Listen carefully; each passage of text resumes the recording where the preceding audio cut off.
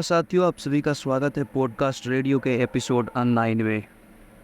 आज हम जिस टॉपिक के ऊपर बात करने वाले हैं वो काफ़ी ज़्यादा इंटरेस्टिंग टॉपिक है, जिसमें आज हम एक ब्लैक होल अपने जो हम वैज्ञानिकों के खोज के बारे में ज़रा हम बात करने वाले हैं। वैज्ञानिकों ने एक बड़ी उपलब्धि हासिल करते हुए M87 गैलेक्सी के केंद्र के में स्थित सुपर मासिवा ब्लैक होल के घूर्णन यानी उसके घूमने की प्रमाण स्पष्ट रूप से हासिल कर लिया है।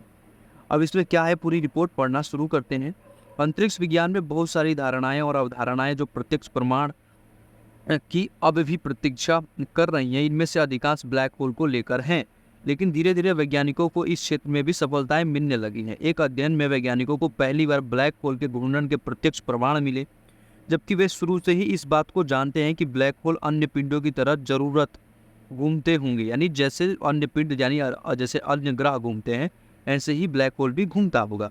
शोधकर्ताओं ने 2 दशकों से टेलीस्कोप आंकड़ों के जरिए पास की रेडियो गैलेक्सी M87 के केंद्र में आकर्षक डोलती हुई जेट को देखा था, जो ब्लैक होल के घूर्णन को सीधा तरीके से इम्पैक्ट कर रहा था और दर्शा रहा था कि ये गैलेक्सी घूम रही है। अच्छा, M87 गैलेक्सी का ब्लैक होल कैसा है, क्या है, समझते हैं जरा। नेचर में प्रकाशित इस अध्ययन की अगुवाई डॉक्टर CYUZ ने की, जिसमें अंतर्राष्ट्रीय वैज्ञानिकों की टीम ने दुनिया भर में रेडियो टेलीस्कोप का उपयोग किया और M87 गैलेक्सी पृथ्वी से 5.5 करोड़ प्रकाश वर्ष की दूरी पर स्थित है, जिसके बीचों बीच एक विशालकाय ब्लैक होल स्थित है, जिसका भार तकरीबन 6.5 करोड़ सूर्यों के बराबर है। यानी एक सूर्य का जितना भार है उसमें से 6.5 करोड़ सूर्यों के बराबर उस ब्लैक होल का M87 ब्लैक होल का भार है।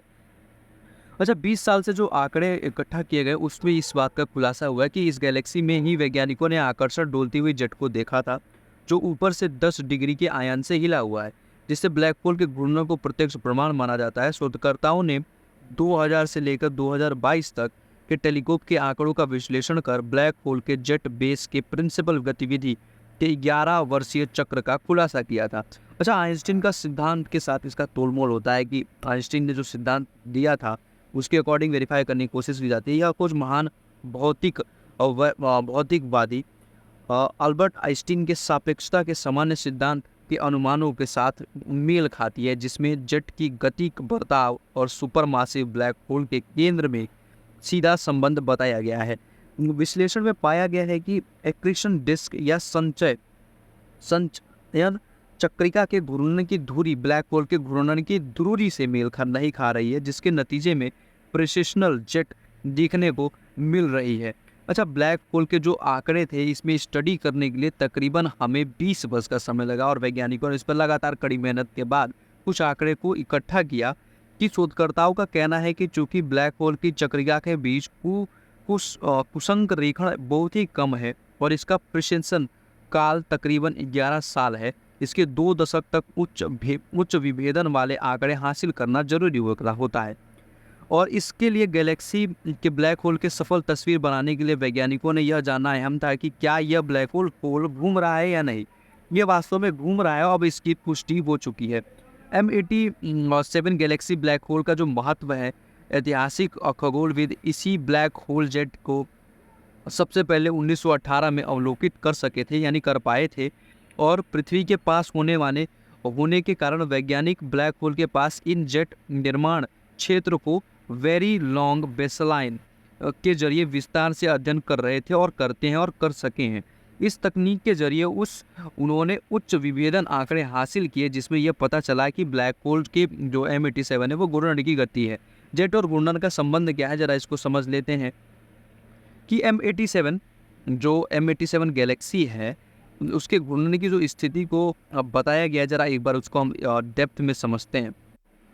जेट और घूर्णन का जो संबंध है, M87 सुपरमासिव ब्लैक होल विनाशकारी खगोलीय पिंड के तौर पर पहचाने जाते हैं, जिनमें से भारी मात्रा में पदार्थ खींचकर एक्रिट करने की शक्तिशाली प्लाज्मा और बाह्य प्रभाव जो जेट पैदा करने की क्षमता रखते हैं।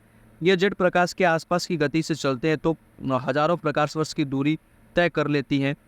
इस पूरी प्रक्रिया में ब्लैक होल के घूर्णन का बहुत महत्व होता है और ब्लैक होल के आसपास जो ऊर्जा दिखाई देती है और आसपास सारी ऊर्जा का सात पदार्थ भी दिखाई यानी निकलता है। इस घूर्णन के आसपास स्पेस टाइम का भी खासा प्रभाव पड़ता है, जिसके पास पिंड घूर्णन की धुरी और खींचे चले जाते हैं। इस प्रक्रिया को फेम ड्रैगिंग कहते हैं। आइंस्टीन के सिद्धांत ने भी इसका पूर्वानुमान लगाया था और यह प्रभाव सिद्धांत के इसका पूर्वानुमान लगाया था और यह प्रभाव जेट के प्रिंसिपल गति में योगदान देती है, और जिसके तौर पर ब्लैक होल के घूर्णन को स्पष्ट प्रमाण तौर पर देखा जा सकता है। और शोधकर्ताओं को अब भी डिस्क की संरचना और ब्लैक होल के घूर्णन का मान निकालना बाकी है। मतलब हमारे वैज्ञानिकों ने यह तो पता कर लिया है कि जो ब्लैक होल के घूर्णन यानी घूमने की क्षमता तो है उसके अंदर, उसके जेट की घूमने की क्षमता है, लेकिन अभी भी ये कितने वेग से और इसकी गति क्या है घूमने की, इसको पता लगाना अभी भी हमारे लिए एक चर्चा का केंद्र बना हुआ है और वैज्ञानिक लगातार इस पर काम कर रहे हैं। उम्मीद है आप सभी को ये वीडियो पसंद आया होगा, जिसमें हमने थोड़ा बहुत स्पेस के बारे में समझा। वीडियो थोड़ी सी छोटी है as compare to last videos, but आपको जानकारी ज़रूर मिलेगी। मिलते हैं अगले वीडियो में, अगले पॉडकास्ट में। तब तक के लिए एपिसोड 9 को यहीं पे ख़त्म करते हैं। तब तक के लिए स्टे ट्यून, कीप सपोर्टिंग। आप लोग अगर गलतियों को कमेंट सेक्शन में बताएंगे तो इम्प्रूव करने की हम कोशिश करते रहेंगे। मिलते हैं अगले वीडियो में, तब तक स्टे ट्यून, कीप सपोर्टिंग।